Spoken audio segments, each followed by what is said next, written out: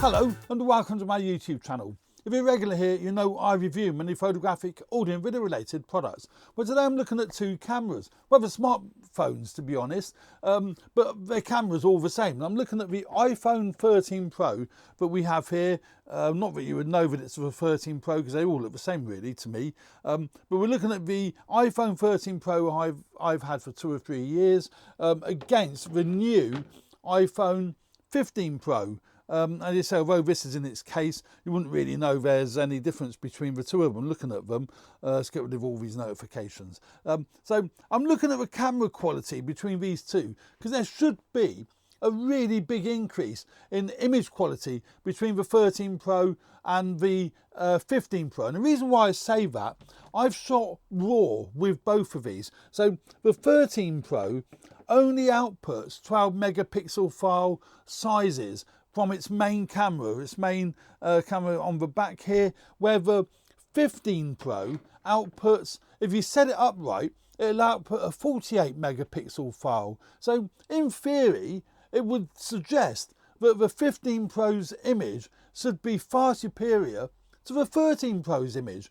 But because of the way Apple have designed the way that these files are output, they're very similar. And I'm really kind of disappointed, but I'm kind of pleased as well. It's really weird. I really did expect the 15 Pro's RAW files to be far superior because with its main camera, it's a 24mm wide lens. I call it a standard lens, but it's 24mm lens, an f1.8 lens. Now, obviously with all smartphones, apart from one of the Sony smartphones, it is a fixed aperture. So when you're looking at your exposure, you can only adjust ISO and shutter speed. You can't adjust the aperture. It is fixed at f1.8. I was expecting this 15 Pro to be a lot better because of a 48 megapixel file output compared to a 12 megapixel file output. But we'll look at the images in just a second and you'll see they're very, very comparable. So if you already own the 13 or the 14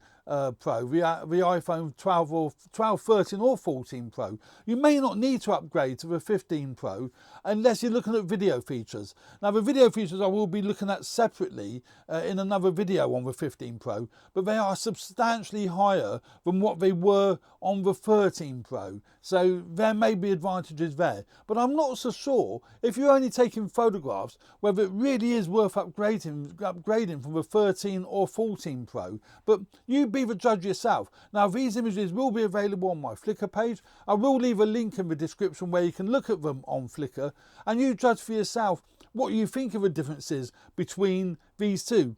I haven't used any apps. When I took these photographs, I just used the app that comes with the camera, the Apple supply. I didn't use any other apps. I didn't use any third-party apps. So I basically used the app that Apple supply in both the 13 and the 15 Pro, and I made sure, if you look at the top right hand corner there, it says RAW set. I did make sure that both cameras were set to Apple RAW, so you know, there's a fairer comparison between the two. So if we look at these two images here, the 13 Pro is on the left, the 15 Pro is on the right.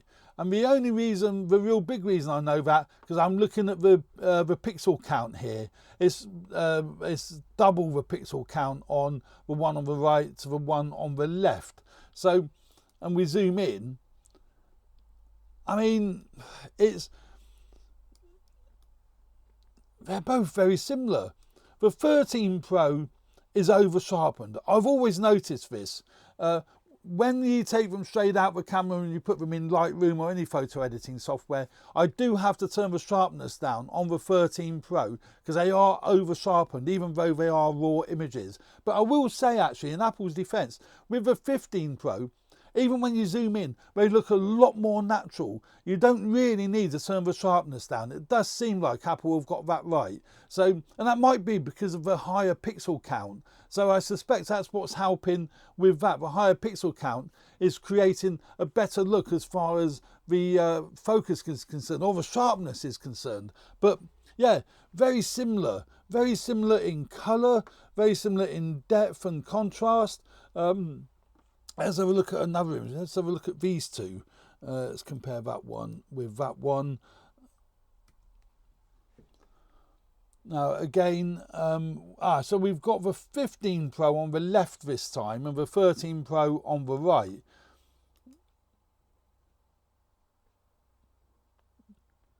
So you can see, you can just see again the 13 Pro slightly over sharpened. It doesn't look so natural as the 15 Pro. But as far as image quality, they're both very, very good. You can see in the brickwork there, that there is more detail in the 15 Pro, but you have to pixel peep to see it. I find that staggering.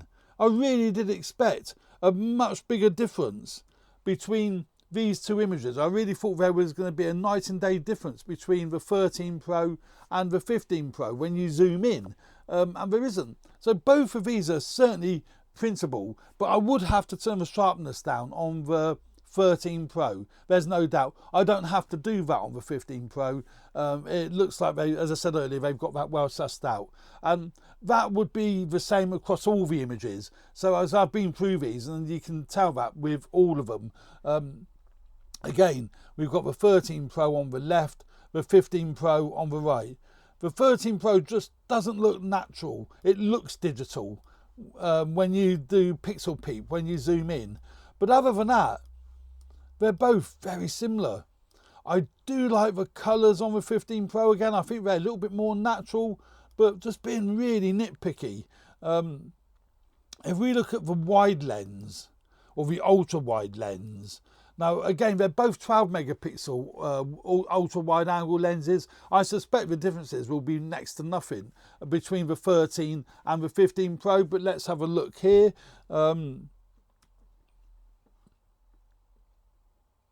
Yeah, they're both the pixel counts. It is identical. It's exactly the same on both the 13 and the 15 Pro.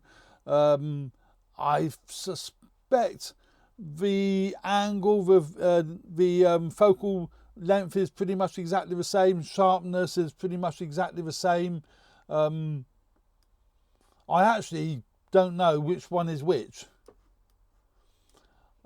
I think probably the 15 Pro is the one on the right, and I say that because the sharpness it's not over sharpened as much as it is on the one on the left. And that's saying something, isn't it? There hasn't been a huge leap in quality over the last couple of years between the 13 and the 15. I never did get the 14 Pro, so I can't test it against the 14 Pro, but I suspect if the 13 Pro is this good, then the 14 Pro isn't going to be any different.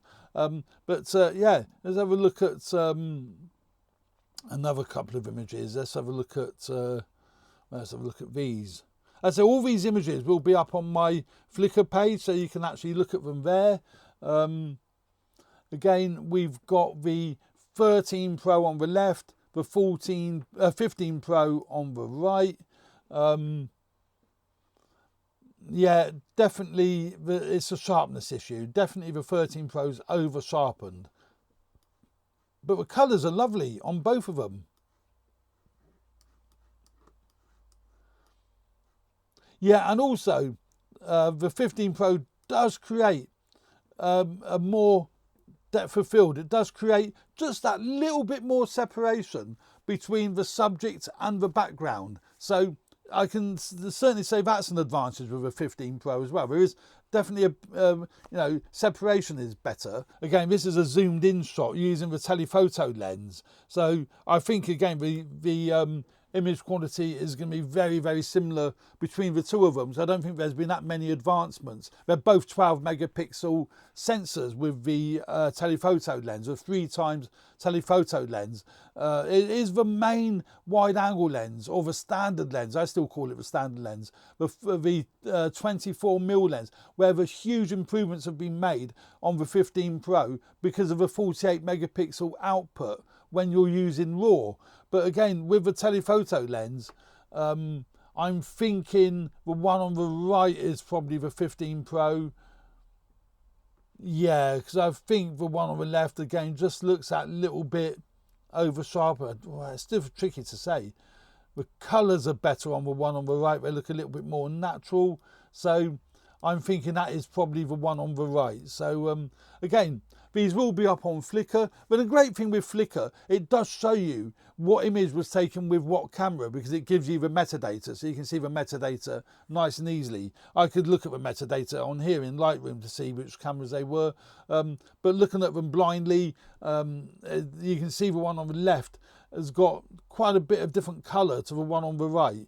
And they were both taken at the same time, so it's not an issue that they were taken at different times. Look at the clouds and look at the sky. It's quite different between the two of them. So that's the one on the left looks a little bit more blown out and overexposed, and one on the right looks a little bit more natural. So I'm suspecting the one on the right is taken with the 15 Pro, but take a look at them yourself on Flickr. So there we go. What do I think of the differences between the two? Using the main camera, there are definitely differences, but using the other two cameras, pretty much no difference at all that I can tell. No perceivable difference, but I can tell between the two. So yeah, but also I say the video quality from the 15 Pro is far superior to what it is on the 13 Pro. So there we go. Make your own mind up as to what you think is the differences between the 13 and the 15 Pro. Thanks very much for watching. Stay tuned for more videos relating to video photography, podcasting, so on and so forth.